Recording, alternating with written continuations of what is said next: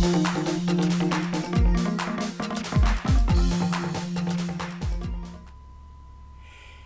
the corporate world, a company's chief executive, also serving on the board of directors, is pretty much universal. Yet we rarely step back to ask, why?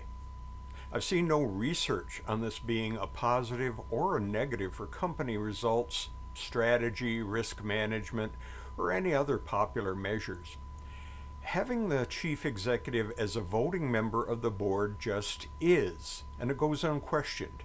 In the rare cases when a corporation, especially a publicly traded one, doesn't have the chief serving on the board, we assume the CEO is in trouble.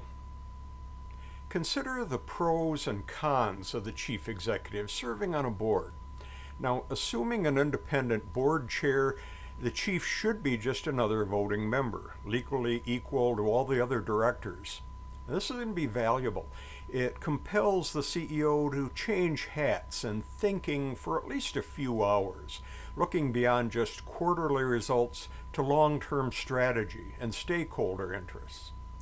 Shifting to this board mindset, it's a bit like learning a new language. Thoughts, nuances, values all need recasting. And the wise CEO also watches how outside board members view the company and how they make judgments. This is a valuable reality check. Acting as just one of the boardroom bunch also pushes the chief out of a top-down power role. The folks around the table with you are not only your fiduciary equals, but legally are your bosses.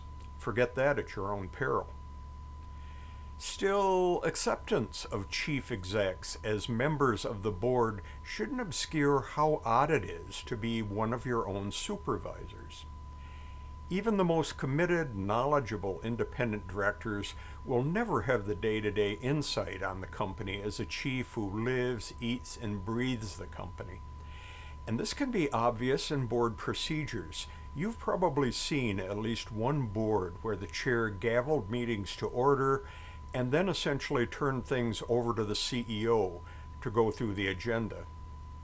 While the combined CEO chair role is fading, even here in the US, I don't see much inclination for boards to ease the CEO out of membership on the board altogether. So will we consider moving CEOs off the board someday?